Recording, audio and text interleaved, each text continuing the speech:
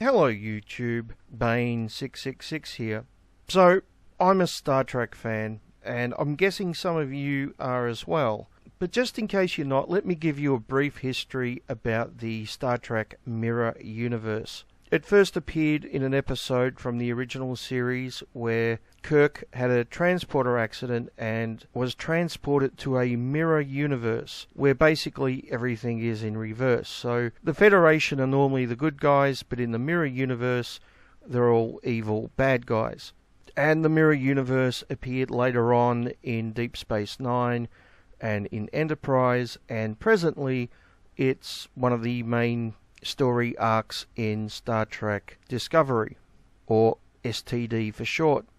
So why am I talking about Star Trek and the Mirror Universe when I'm doing a video on the Young Turks? Well, because last week when I saw these two videos, I felt like I'd been propelled into a mirror universe where instead of being narrow-minded progressive assholes, the Young Turks were actually fairly similar to men's rights activists.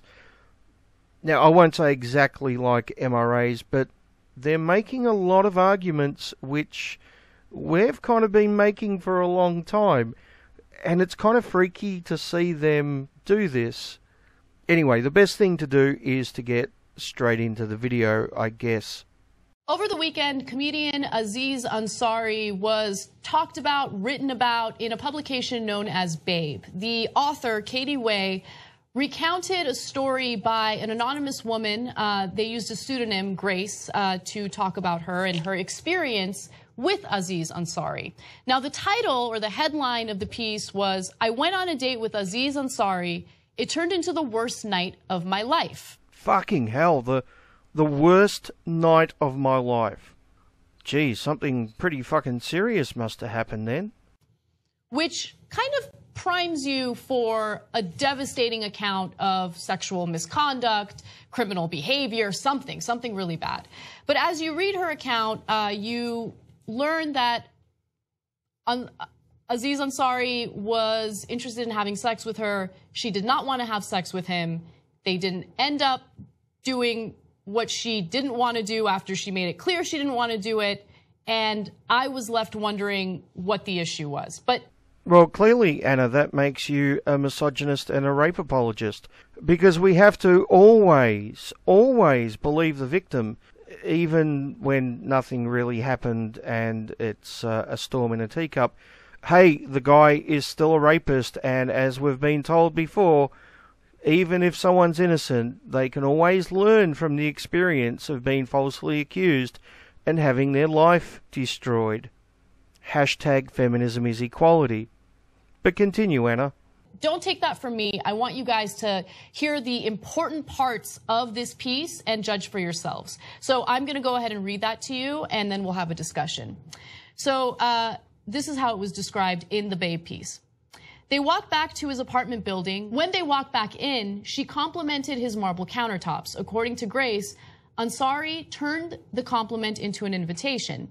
He said something along the lines of, "How about you hop up and take a seat?" Within moments, he was kissing her. In a second, his hand was on my breast. Then he was undressing her. Then he undressed himself. She remembers feeling uncomfortable at how quickly things escalated. Now, this was following a date that they had. Apparently, they had met after an awards ceremony. They were at some sort of party. He had some sort of old school camera. She's an aspiring photographer, so she noticed that camera, and they sparked a conversation that way. And they exchanged numbers. And then later on, when they both flew back to New York, they went out on this date. And what she's detailing here is the experience she had once they went to his apartment after the date. Okay. And I'm just going to give one more detail before they got to his apartment. She also wrote that during the dinner, in fact, I'll give two quick details. He ordered white wine and she had wanted red wine. That is just shocking. That is horrendous. Clearly, this is why we need to smash the patriarchy. And I would be willing to bet that the air conditioning was turned up too high in that restaurant as well. See, this is why we need feminism. I mean, it's just so fucking obvious. Okay. And she also said that he got the bill and paid it in a hurry, and then they went back to his apartment. So let me give you more. Throughout the course of her short time in the apartment, she says she used verbal and non-verbal cues to indicate how uncomfortable and distressed she was. Most of my discomfort was expressed in me pulling away and mumbling. Yes, mumbling is a very, very good way of communicating. If you ever do a communication course, they teach you that turning away and mumbling is a very, very effective way of letting the other person know exactly what you're thinking.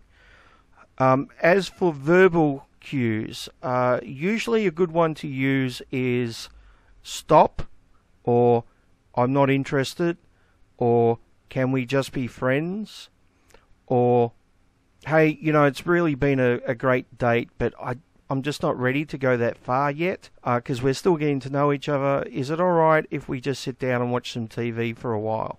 Now, these verbal cues may not be as good as turning away and mumbling, but you know, I still recommend that maybe they, you know, should be used. Just a thought. But you know what? I'm probably a misogynist even for suggesting that. Yeah, what can you do? I know that my hand stopped moving at some points. I stopped moving my lips and turned cold. Now, that's a very important part of the piece, because Grace makes it very clear that her communication was non-verbal until the very end, when she made it clear that she did not want to have sex. Okay, so for some reason, he was meant to interpret this as her not being interested. Now, there is another way that this could be interpreted, and that is that she's shy, right? And if she is shy, then the man is expected to take the lead and go from there. So, you know, by not making it clear verbally, she is essentially sending mixed messages. Yeah, sure, maybe he might have interpreted it as her not being interested, or maybe he interpreted it as her just being shy. But somehow he's meant to know exactly what she's thinking. He's meant to read her mind. No doubt if he could read her mind, that would be considered another form of rape. But, you know, that expectation seems to be there for some reason. At that point, he was like, okay, then we're not having sex. Why don't we go back to the couch and chill with our clothes on, okay? And so he didn't pressure her or force her to have sex, you know, after she said no. He complied with what she wanted. So let me give you more. Whether Ansari didn't notice Grace's reticence or knowingly ignored it is impossible for her to say. I know I was physically giving off cues that I wasn't interested. I don't think that was noticed at all. Yes, if you really want to communicate with someone, one of the best ways of doing it is giving off physical cues which aren't noticeable at all. That is an extremely good way to get your point across. He kept asking, so I said, next time, meaning asking for sex. And he goes, oh, you mean second date? And I go, oh, yeah, sure. And he goes, well, if I poured you another glass of wine, would it count as our second date? He then poured her a glass of wine and handed it to her. She excused herself to the bathroom soon after. Then she went back to Ansari. He asked her if she was okay. I said, I don't want to feel forced because then I'll hate you, and I'd rather not hate you. She told Babe that at first she was happy with how he reacted. He said, oh, of course it's only fun if we're both having fun. What an absolute monster. Just a horrendous person. This is toxic masculinity right here. Yep. It's the mysteries of the patriarchy. Everything is rape culture and patriarchy. Then he said, let's chill over here on the couch. Okay. So at that point, they were hanging out on the couch, but they both still did not have their clothes on, right? When she sat down on the floor next to Ansari, who sat on the couch, she thought he might rub her back or play with her hair, something to calm her down. Okay, and how was he meant to know to do this? Was she giving him non-verbal cues again? Or was he meant to read her mind? I'm sure that if he started playing with her hair or rubbing her back without written permission, some feminists would consider that a form of rape or sexual assault.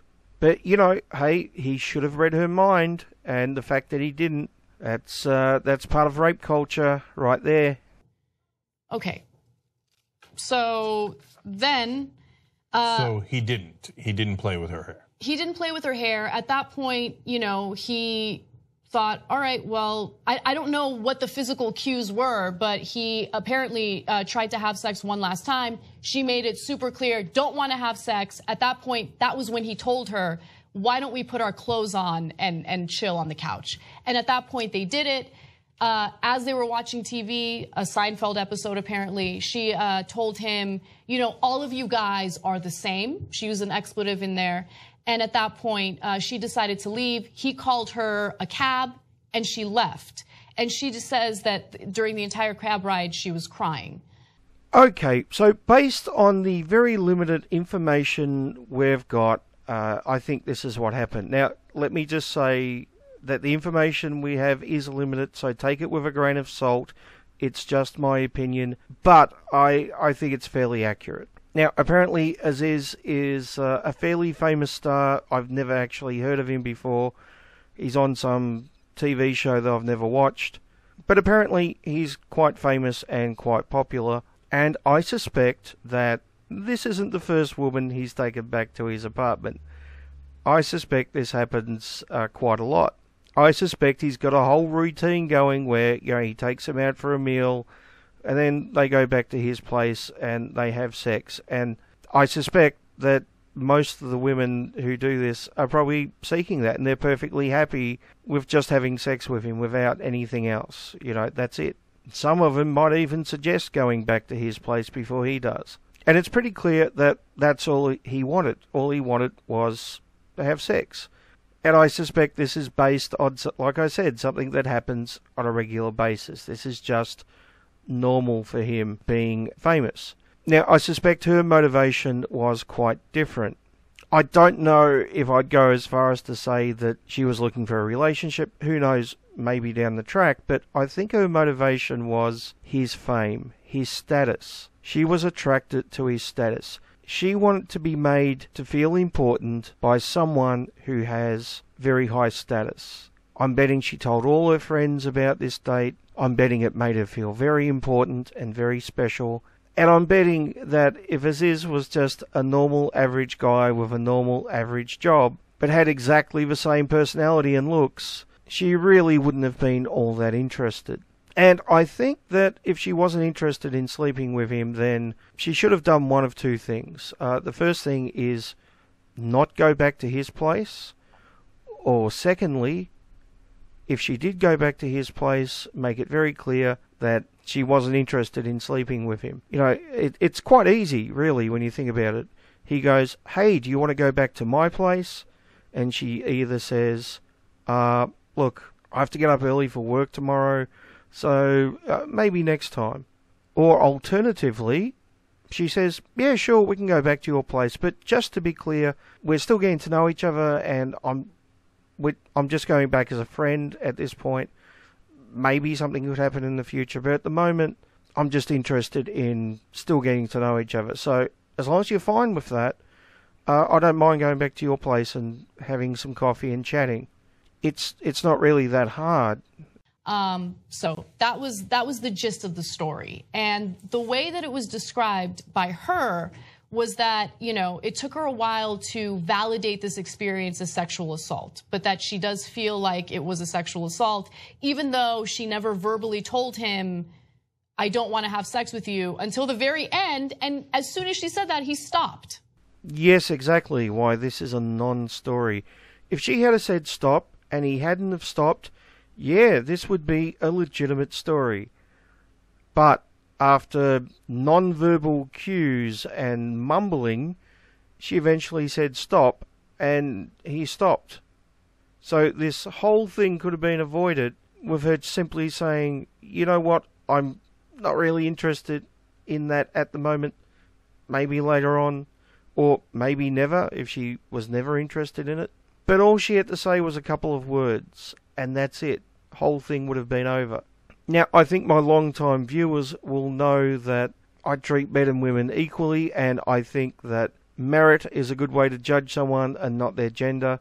And I'm perfectly happy having female politicians or CEOs, provided they can do the job, which is the exact criteria that I judge men on as well. I'm happy to have male politicians or CEOs as long as they can do the job too. Gender is irrelevant. However, feminists are not making a very good case that there should be more female CEOs and female politicians, female presidents or whatever, when they're arguing that women are so brainwashed by the patriarchy that they're incapable of saying, hey, I'm not interested, or no, I don't want that, or no, can I have the white wine instead of the red? Now, I know not all women are the same, and maybe because some women don't have confidence, that doesn't mean that all women don't have confidence. I'm not suggesting that. But feminists who are defending this person are basically saying that all women are victims of this. All women are afraid to speak up to men. It's all women everywhere. Well, I'm sorry, but if you're arguing that all women are afraid to say, hey, you're ordering red wine, I'd prefer white, or, I'm not really interested in going back to your place. I mean, how the fuck are they meant to run countries or companies? So I don't... Okay, so Yeah. Go ahead, jump in. Okay, so look, guys, it's really important in these stories to try to walk in the other person's foot for a second and see each other's perspective. So, and I'm a guy, so of course I see the guy's perspective first. I'm keeping it real on that. And back when I was a conservative, this story would have flipped me out, and I would have not bothered to see the other perspective. So now, even so, you're going to see where I come out on it. But let's look at both sides, okay? So first, let's look at her point of view and the point of view of a lot of women, okay? So a lot of times pressured into sex, and a lot of folks are, number one, a lot of them got pressured into sex and then they said no, and it happened anyway. So for those group of women who have gone through a horrific experience, when they see a story like this, it is hard for them not to personalize it, not to feel like, I was there, right? Now, this is very interesting. Cenk is making a very, very good point. He's saying that a lot of feminists who advocate about women's issues concerning rape and sexual harassment have been victims of rape and sexual harassment themselves. And I have to wonder, are they really the very best people to be advocating for it? Might they be a little bit biased? Might they see all people accused of the crime of rape or sexual harassment guilty? That is to say, all men who have been accused automatically guilty, not based on the facts, but based on their personal bias, based on their experience. I think when dealing with legal issues, you really have to take a step back, put your own personal bias to the side, and try to just deal with the facts. And I don't know how someone would be capable of doing that if they're a victim themselves. I should say less likely to be able to do that. And I suspect that this is largely why we get this women never lie, all men who are accused are guilty, and even if they're innocent, well, they can still learn something from it anyway attitude. And that happened to me, and then something terrible happened to me. Now, in this case, it is certainly an open question as to whether something terrible happened next, right? And so I think that old me would have gotten angry at those people, right? Mm-hmm. And so what I'm asking you to do is not to get angry on either side, and to say, oh, okay, I didn't have that experience. I haven't been a woman who's been nonstop pressured, and I haven't been a woman who's been assaulted, okay? So I have to jump in. So I am a woman, and so, my natural bias, I guess, is to understand the woman's perspective, hear her out before I even consider the perspective of anyone else. So I'm being clear with you guys about what my personal bias is. Now, with that said, as a woman, I've also had my own personal experiences that were actually shockingly similar to what she experienced that night. And I never once thought of myself as a victim. and the reason why I didn't is because as soon as I made it clear, just like she did, that I was not interested in any type of sexual relationship, the guy stopped. And for me to publicly out that person while concealing my identity and potentially destroy his life, his career, I think is, to be quite honest with you, outrageous, okay? Now, let me be clear about something. Nonverbal communication is not clear, right? So what might seem like clear nonverbal communication to you might not be clear communication for the other party, which is why it's so incredibly important to verbally communicate that you're not interested, which she eventually did, and immediately after she did that, he complied. I agree mostly with this. I think some nonverbal communication is clearer than other forms of nonverbal communication. Pulling away, like I said earlier, could be that she's not interested, or it could be that she's just a bit shy and wants him to take the lead. That is obviously unclear communication. However, if she put her hand on his dick or rubbed up his leg towards his groin, that's non-verbal, but it's pretty clear what it's communicating. So I wouldn't say that all non-verbal communication is unclear. Some of it is obviously pretty fucking clear. But I do agree with Anna that a lot of it isn't, and clearly in this case it wasn't, and all she had to say was, look, not interested. That's it. End of story. Game over. Okay. Yeah, so again, but one more, and I'm going to get to Aziz Ansari in a second, but one more thing. A lot of women have, whether they were frightened or just didn't know what to do, they didn't feel comfortable, and next thing you know, they were having sex. Not in this case. If they had oral sex, right, and she says that he kept moving her hand down to her genitals, etc. Look, everybody's been involved in 1,000 uncomfortable, awkward situations, but a lot of women have felt that way, and then the sex actually happened, and they felt, maybe I should have said something, maybe I shouldn't, I don't know, I got stuck in that situation, and they feel terrible about it. So when they see this story, they react in a way of like, damn it, I've been there, and they get mad. But it is important, so I understand that, but it is also important that we be fair to everyone involved and take every story on its own merits. Take every story on its own merits. Well, that's very interesting, because MRAs have been suggesting that for fucking years now, and that gets us labelled as rape apologists. Like I said, I feel like I've been transported to a mirror universe. Of course, we should take every fucking case on its merits. We should examine both sides, and you can't do that when you automatically assume that the accuser is telling the truth. And anyone who might say, hey, can, we look at all the facts? Can we look at both sides? Anyone who dares to say that is automatically condemned as being pro-rape, or a rape apologist, or a misogynist, or trying to silence victims, or all the other shit that we constantly get. And in this case, she didn't say she participated all along. She participated all along. And so I brought up the wine thing and the hair thing for a second, because why are you putting that in the story? Because it loses credibility for yourself. I think it's important to actually give you the exact quote regarding the wine, because it's in the very beginning of the piece, and it really stood out to me too because of the wording that she utilized. I didn't get to choose, so she was asked about the drink. Drank red wine. It was white, she said. I didn't get to choose. I prefer red, but it was white wine. Like, why mention that? It's just, there's just all sorts of little, I mean, look, some people love to mention microaggressions, right? And I feel like there are little statements made throughout that made it seem as though she had absolutely no control over the situation, that he had 100% of the control. And I think that that's not an accurate way of depicting what actually happened.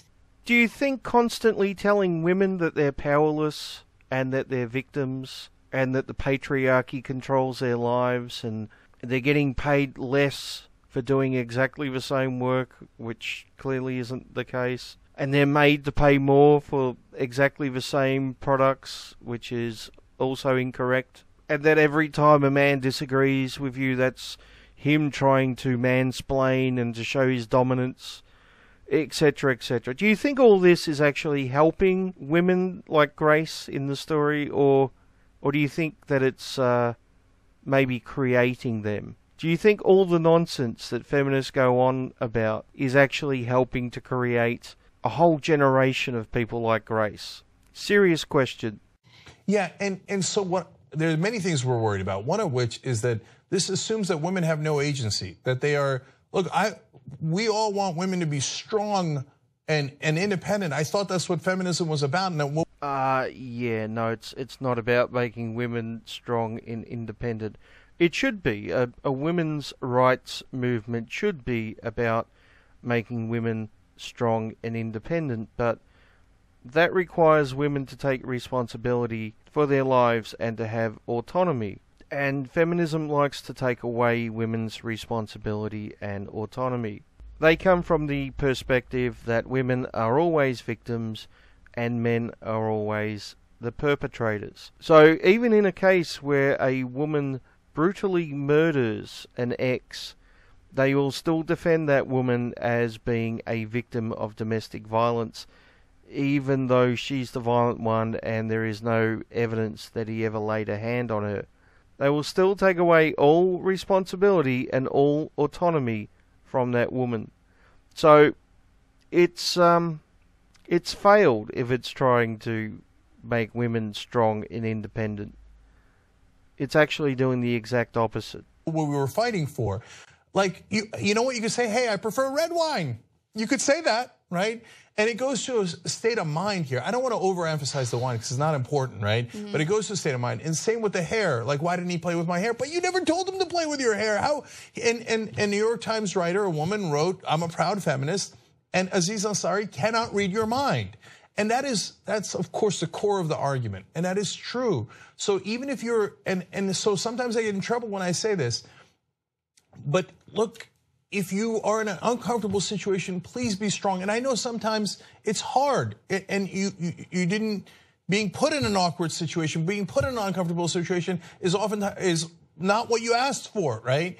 And sometimes a man is physically intimidating and you feel scared. So Whoopi Goldberg said on The View, why don't you just kick him in the nuts? But look, that's glib, because a lot of times you can't do that. And so, and if you said that about someone who was actually date raped, that is victim blaming, right? Yeah, the thing is, there was no need to kick him in the nuts. The only thing that needed to be done was for her to say, hey, look, I'm not interested. And when she did say that, he stopped. There was no need to kick him in the nuts or to punch him or any of this other shit I've heard some people go on about.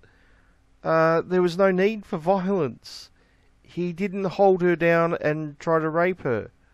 But it is also true that you should say, if you don't want to do something, you should say it. And because he can't read your mind. He can't read your mind. Period. So if you're a woman in that situation now, I want you to, for a second, also put yourself in the perspective of a guy. It appears he had no idea. You might not believe that. You might say, oh, he should have known. He should have known my nonverbal cues, my mumbling. Those are her words, not my words. And he should have, and maybe he should have. Maybe if he was a super cool guy, he would have been like, hey, you know what? She doesn't look like she's into it. And by the way, guys, if she doesn't look like she's into it, for God's sake, stop. Don't, and not just for your sake, but for her sake, stop, right? Because this is the world we're in now. So. Yes, exactly. This is the world we're in now. Now, I think it's important that we have a look at some of these non-verbal cues that she was sending him that he somehow missed and misinterpreted, all right? So this is from the article. She says he then resumed kissing her, briefly performed oral sex on her, and asked her to do the same to him. So he asked for a blowjob, right? He didn't demand it. He didn't grab her by the hair and force her face down onto his cock. He asked her.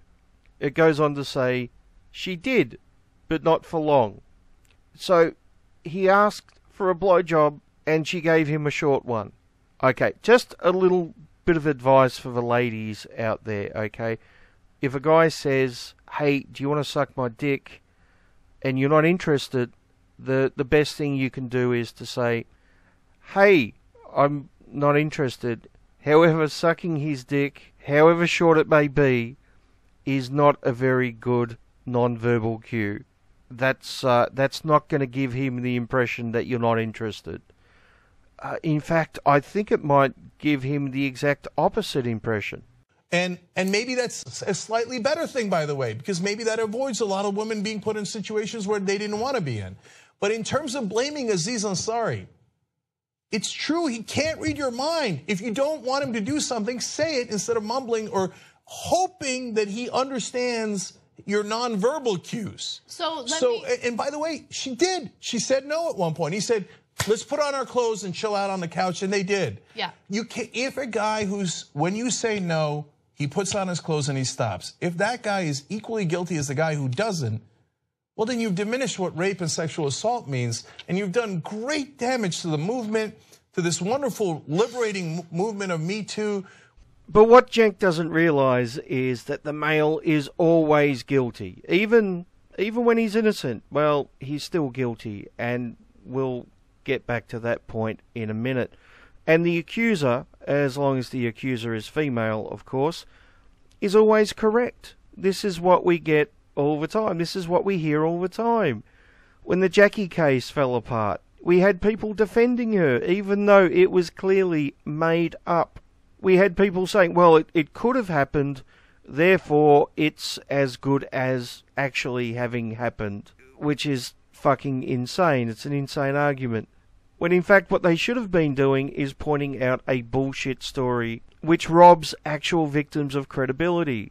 I could point out the case from a couple of years ago where a young male student was performing oral sex on a young female student in public. She enthusiastically grabbed his head and pushed it into her groin numerous times. We know this because there were photos.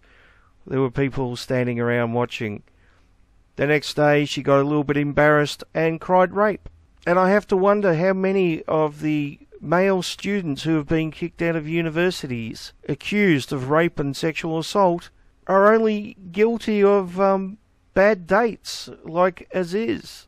Now, I'm not saying all. I have no doubt that a lot of the cases would be factual. A lot of the accusations would be true. But there are also bound to be cases, just like the Aziz case, where someone feels violated for whatever reason, but it's not actually rape or sexual assault. Now, this is nothing new. This has been going on for a long, long time. Let me give you an example. Mid-2001, so that's almost 17 years ago, Time magazine published an article called Behaviour, When Is It Rape? It says, this line of reasoning has led some women, especially radicalised victims, to justify flinging around the term rape as a political weapon, referring to everything from violent sexual assaults to inappropriate innuendos. Ginny, a college senior who was really raped when she was 16, suggests that false accusations of rape can serve a useful purpose. Let that sink in. False accusations can serve a useful purpose. She says, penetration is not the only form of violation. She explains, in her view, rape is a subjective term. Really? One that women must use to draw attention to other non-violent, even non-sexual forms of oppression. So you can now accuse someone of raping you when they didn't even touch you in any sexual way. If a woman did falsely accuse a man of rape, she may have had reasons to. Yeah, like a bad date, or she's insane, or seeking attention. And no, I'm not saying every accusation is like that. I shouldn't have to say that every time, but I know someone will quote mine me if I don't. But there are definitely some cases like that, which is why every case needs to be investigated with an open mind. She goes on to say, maybe she wasn't raped, but he clearly violated her in some way. And that's what we're seeing with the Aziz case. Grace wanted that special night with this famous individual. She wanted to be made to feel special. She wanted to be the princess, and he just wanted to fuck. Those two things don't always go too well together. You know, maybe if he didn't rush through dinner and asked her what wine she wanted, maybe she would have gone back to his place and fucked him. Who knows? Maybe if he just spent a little bit more time talking to her and making her feel special. But he didn't. He didn't, and because he didn't give her the special attention that she wanted, well, Ginny sums it up right here. Maybe she wasn't raped, but he clearly violated her in some way. Yeah, so in Grace's opinion, she was violated. Which for all these women who were suffering under sexual harassment, sexual assault, couldn't talk about it. We just did the Eliza Dushku story yesterday. It's heart-wrenching. Don't diminish that by saying a guy who said, when you say no stops, is equally guilty of, because she used the word sexual assault. And unfortunately, the word sexual assault, and even more unfortunately, the word rape, are continuously watered down now to mean things that they shouldn't. I want to, just to, further solidify the fact that Ansari had no idea that she was this bothered and uncomfortable. The next day, he had sent her a text message. By the way, this was all shown to Katie Way of Babe. And he wrote, "It was fun meeting you last night." And then she responded, "You ignored clear nonverbal cues. You kept going with advances," Grace explains. "I want to make sure that you're aware so maybe the next girl doesn't have to cry on the ride home." And he responded, "I'm so sad to hear this. Clearly I misread things in the moment and I'm truly sorry." By the way, that is now being used against him. So there is an article in Law and Crime saying that since he apologized, he might have accidentally confessed to 2 crimes. These are really, really serious issues. So if you're going to anonymously accuse someone of sexual assault, if you don't understand that could ruin his career, that could ruin his life, and people aren't going to read the entirety of the article. They're just not. They're going to see the headlines. And his picture is going to go next to Harvey Weinstein's picture. And so I don't care if you got angry at Matt Damon, and maybe I'm a bad guy for saying that, but they are not the same thing. Yeah, once again, this is stuff that MRAs have been saying for years. Just an accusation can destroy someone's career. It can destroy their life. It can destroy relationships. And there are some men who have committed suicide after being falsely accused. That one guy is a monster of monsters, okay? That does all of these non-consensual things. Another guy listens to what a woman said, and now their pictures are next to one another. The headlines say the similar things. It's not right. And when you ruin someone's life, there are oftentimes plenty of good reasons to do it. Harvey Weinstein, Roger Ailes, Kevin Spacey, the list goes on and on and on. But I think you have a moral duty to take a little care in that process. And now I don't know. I hope he does. Based on my reading of the story, I hope he doesn't face legal consequences. But if we're going in this direction, and by the way, now it makes guys reluctant to say that, to apologize and to say that they did the wrong thing and try to see it your way. I think what's lacking in this discussion, and I think the reason why it's lacking is because people are afraid to just come forward and say it. But if we get blowback, then we get blowback. We're not having a nuanced discussion at all when it comes to this movement. We are not differentiating between various types of sexual misconduct. We are not differentiating between a bad date from what happened with Harvey Weinstein. We're not differentiating any of it. We're just kind of lumping everything together into one group because, in some cases, women felt slighted. In some cases, women were raped. And you can't compare those two things. Well, you can't. You should compare those two things. But you can't lump them into the same group. And I think that's the big problem right now. Yes, I agree. I totally agree 100%. And, this is the type of thing that I've been saying for years. I've often criticised people like Steve Shives, who will go on and on about the high percentage of rapes and then use stats for sexual assault. Now, rape is a form of sexual assault, but not all sexual assaults are rapes. Grabbing someone on the arse isn't the same as dragging someone down an alleyway and brutally raping them. Yet these two things conflated together all the fucking time to inflate statistics. And anyone who has the audacity to speak out against that unnuanced, discussion that's taking place in the country gets demonized. And I think that unfortunately stops an important conversation from happening. Now, do you see what I mean? Do you see what I mean? It's like I've been transported to a mirror universe. This is the type of stuff we've been saying for years. And yes, Anna, we have been demonized for saying this stuff for fucking years. In fact, I'm pretty sure you guys have demonized us for saying it in the past, and it's kind of ironic that you're now using our arguments, and I have to say, sounding quite rational. To be perfectly fair, if the Young Turks were like this all the time, I actually wouldn't mind them too much.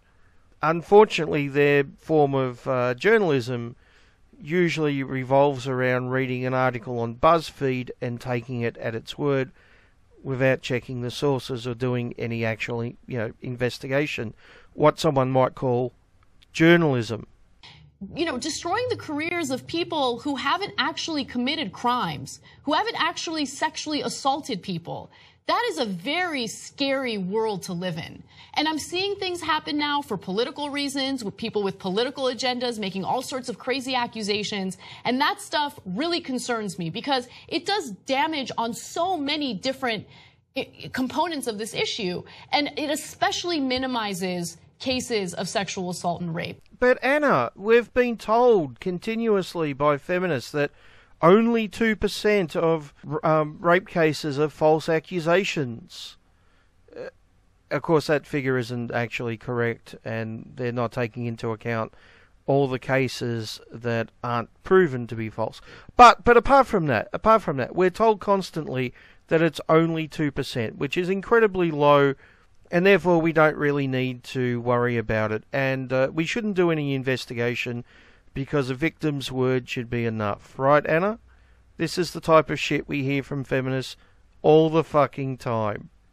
We shouldn't take into account that someone might be doing it for revenge or for political reasons, or because they're attention-seeking, or because they have mental illness, or any of those other reasons that some people make false allegations. Now, once again, let me stress, I'm not saying all allegations are false. I'm not even saying the majority of allegations are false.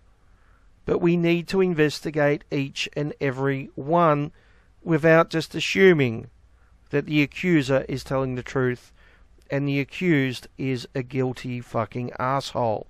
When you lump everything together like this. I actually think Ashley Banfield had a great point about that. I want to go to that, and then when we come back, I want to discuss one last thing, which is cultural difference in America. Because I think millennials are seeing things differently, or some portion of millennials are seeing things differently, so differently than I would say, quote unquote, the rest of us, that it's fascinating. So first, let's go to Ashley Banfield making a similar point to Anna. The Me Too movement has righted a lot of wrongs. And it has made your career path much smoother. And here's where I'm guessing it's going to be a long career path. You're 23. What a gift. Yet you looked that gift horse in the mouth and chiseled away at that powerful movement with your public accusation. And I'm going to repeat this because it's important. If you were sexually assaulted, go to the cops. If you were sexually harassed, jeopardizing your work, speak up and speak out loud. But by your own descriptions, that is not what happened. You had an unpleasant date and you did not leave. That is on you. And all the gains that have been achieved on your behalf and mine are now being compromised by the allegations that you threw out there. And I'm going to call them reckless and hollow. I cannot name you publicly and sentence you to a similar career hit as Ansari because you chose to remain anonymous. Lucky you. But as you grow in your photography career, I really do hope that you remember what you did to someone else's career, all because of that bad date that was not a sexual assault, that was not sexual harassment by your description. And I hope the next time you go on a bad date, you stand up sooner, you smooth out your dress, and you bloody well leave. Because the only sentence that a guy like that deserves is a bad case of blue balls, not a Hollywood blackball. And I agree with her. The interesting thing here, though, is if Paul Elam said a similar thing, and he has in the past, but if he, let's, for example, say he said that word for word, we would never hear the end of it, and it would be evidence that we're living in a rape culture, and MRAs hate women, and we're pro-rape or some shit like that. It's an incredible double standard. But I have to say, everything she said, I think, is reasonable. So, look, it does damage to the Me Too movement because it allows so many guys, and I know the guy's perspective. It allows a lot of guys to go, I knew it was all BS from the beginning. Oh, that's terrible. It's not BS. Roger Ailes would take out his penis and chase women around his office. Matt Lauer had the button to lock the door behind them. I can go on and on. Harvey Weinstein would literally barge into their house and rip off their clothes and rape them. And this is what they dealt with at work. And it was just, that's why I keep saying the movement has liberated millions of women. So this does, in our opinion, does damage to that movement. And by the way, it also pushes a lot of people to the right wing. They go, if that's the progressive position, I don't want any part of that. And here we are as progressives saying, no, it is not necessarily the progressive position. I agree with Cenk that we shouldn't go around saying, see, all these cases are fake. And I think anyone who does that is probably a troll anyway. However, the opposite is also wrong. Going around saying all these cases are 100% true is also wrong. It's just as bad as saying they're all fake. Like I've been saying all along, we should look at each case by its merits and judge on a case-by-case basis. Unfortunately, Cenk, people on your side tend not to want to do that. They tend to want to argue that an accusation is enough. That's all you need, right? And the problem is that proving that something is a rape can be extremely hard. It's often one person's word against another, and often there's no evidence. And if there is evidence, the evidence is that sex took place, and it doesn't necessarily prove that it was non-consensual sex. So proving a rape case can be very, very hard, and because of that, that is why so many feminists and so many progressives want to just believe the victim. They see it from the perspective that there are guilty men getting away with rape, getting away with crime, and that's true. There are guilty men who get away with it because there isn't enough evidence. But the solution isn't to go to the other extreme and throw out due process and just convict someone based on another person's word. Now, unfortunately, there's no perfect solution. There will always be cases which are unprovable, and there will always be false cases as well. But what we need to do is look at each individual case based on its merits, based on the evidence. We need to look at both sides unbiasedly, and we need to determine what happened to the best of our ability instead of starting from a position where we just assume we know what happened. And so one more thing, and maybe I'm a little older, and the person who wrote about this at the Atlantic, it's a woman who says, look, she's a proud feminist. She went through a couple of sexual assaults, but she's a little older. For millennial women, apparently, according to Economist YouGov poll, 25% of millennial age American women think asking someone for a drink is harassment. And more than a third say that if a man compliments a woman's looks, it is harassment. Not at work, just period. I don't know how we're going to get along if that's the new standard. And but that's a cultural difference. And so they view the world obviously in a very different way, and they don't understand us. They're like, how could you not see that we are being pressured and we are being asked to do things we don't want to do? And this is, if I like the guy, then yes, great. But if I don't, it's terrible, right? So we have to try to understand each other. And there's going to be a lot of hurt feelings and a lot of misunderstanding and miscommunication and probably a lot of anger before we get to a place where we can be joined again as one community. But right now, there is vast differences among us.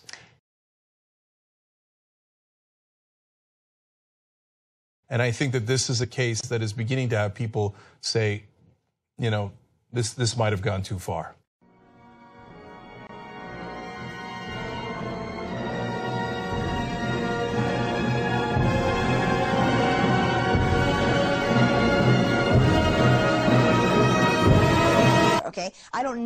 this brand of feminism to explain weakness, because I'm not weak. I don't need the approval of men. There's no man in the world that I cater to, okay? So what I'm saying is these white middle-class women love this current brand of ideology because it allows them to explain their own weaknesses to the world. You see, it wasn't me. It wasn't me at all. It was the patriarchy and all that crap. These words like patriarchy, which are meaningless, big fuzz words, all right? You know, I'm popping a lot of balloons, and that's one of them. Almost everything you say and write causes outrage. In fact, it seems as if a lot of it is calculated to do so. But maybe the single greatest furor is over your comments about date rape. Mm-hmm. Want to elaborate? Well, my new book, the new collection, Sex, Art, and American Culture, contains the original date rape essay that started this all. Most people have only seen scattered references to my theories. They've never seen the full, long essay, which begins, rape is an outrage that cannot be tolerated in civilized society. Rape is, of course, outrageous. What I oppose is this endless scenario and hysteria over date rape, which I think is quite a separate phenomenon that's coming from a kind of white middle-class feminism trying to gain control over men and portraying all of men as rapists, and all of human history is nothing but a record of rape. Now today, in certain campuses, you can be charged with rape merely for making a vulgar comment about a woman's behind. I think that... Wait a minute. You can be charged with rape or sexual harassment? Correct. Sexual harassment. But it is considered, it is defined as rape. Many radical feminists define verbal sexual, remarks as a form of rape. It is extremely bad. You cannot believe how bad it's gotten, right? And wherever I go, this is the charge issue everywhere. It's now wildly out of control. So that people now, far from creating a better situation for rape victims, now it's so out of control that rape has become a joke. No one believes it now. Now, the minute you hear a date rape charge, it's sort of like, oh, right, and so on. And this is cutting down on the proper outrage that we should feel and the proper sympathy for authentic rape victims, which for me is usually stranger rape, or it's a case of a gross intrusion of sex into a non-sexual situation. I support sexual harassment guidelines, but I feel, again, even those are being carried out of control. I do not think that Anita Hill, for example, was a victim of sexual harassment. I reject her claim. Let's come back to Anita Hill in just a second. We do want to get to that. But let's set up two possible scenarios. I can see someone saying, all right, a woman goes out with a man, they wind up in a sexual situation, the signals are ambiguous, he has reason to believe that she thinks it's okay, she later interprets it differently, maybe even differently than she felt at the time, and places a different label on it, and these are no sorts of guidelines to run a railroad with. Right. I can understand that. On the other hand, I don't think that to qualify as rape, somebody has to jump out of the bushes carrying a club. What if we're out on a date, and you've consented to go out on a date with me, we have a conversation, we wind up back at my room. Just because we're in my room doesn't mean you've consented to anything that I can impose upon you. I disagree with this. I feel that, again, through my study of history, that unchaperoned dating is a relatively recent phenomenon, and it's largely confined to the industrialized democracies. I feel that every day is potentially a sexual encounter. What else is it, all right? If a woman is not interested in sex, she must signal that from the start. She should not be going to a man's room alone. She should not be getting into a car with a strange man. These people can be Ted Bundys, all right? Look, we have to go back to the fact that it was my generation, the 60s generation, that broke all the rules. When I was in high school in the early 60s, we were protected as young women. We were expected to be virgins. Only tramps went to bed with the young guys, right? Now, in college, we're the ones who said to the campuses, get out of our sex lives. We were imprisoned in all-women dorms. We had to be in 11 o'clock at night and sign in. We said, let us make our own mistakes. They said, it is dangerous. You will be raped. We said, the price of freedom is risking rape. Now, what's happened today is that young women have inherited the freedoms that my generation won, but they do not realize that with that freedom come risks and responsibilities. Now, again, I'm saying sex is a dangerous and unstable, it's a combustible force. You cannot predict how someone is going to behave. A very rational person, male or female, can suddenly behave irrationally if you push the wrong button, because all kinds of things come flowing out of you that are nonverbal, that are beneath the conscious realm. But Freud was thrown out of the feminist movement 20 years ago by Kate Millett, who declared him a sexist. So what I'm saying is that we're not even aware of things which can suddenly erupt up, all right? Things can lead, I mean, gay men have known for centuries that the price of sex can be death. Gay men, since the time of ancient Rome, were going down to the docks, into the alleyways, and ending up beaten up and dead. Right? What is this sentimentality that the Gloria Steinem wing of feminism has created around the issue of sex? It's supposed to be completely this totally risk-free, cotton candy thing. Everything is wonderful, and the slightest thing that's disturbing or abusive is somehow, it's always coming from men. Men are generating it. I am saying women are giving signals, nonverbal signals that they're not aware of. Okay, if a girl goes to a fraternity party dressed like Madonna, is drinking 11 tequilas, and goes up to a man's room, she is communicating below the level of language. I'm sorry, it does not do any good to say no always means no. Now I'm saying no. To go to a man's room is, in effect, to consent to sex. This is what I want to bring back. Right? I'm pro-sex. I'm saying go with it. Go with it, girl. Okay? Go with it. Have the adventure, but stop whining when you wake up hungover the next day, and he doesn't call, and he doesn't send flowers, and then the feminists come around and convince you you've been raped. So if I call you up for a date, and I pick you up and you get in the car, have you now placed yourself in such danger that no matter what I do, you've got no claim against me? No, but what I'm saying is that my number one concern is the dignity and freedom of women. Right? I'm saying the dignity and freedom of women will not be achieved by overprotection of women. All right? It will be achieved by women taking personal responsibility for themselves and deciding what they want and being upfront about their sexual desires. I want women to want sex as much as men want sex. You call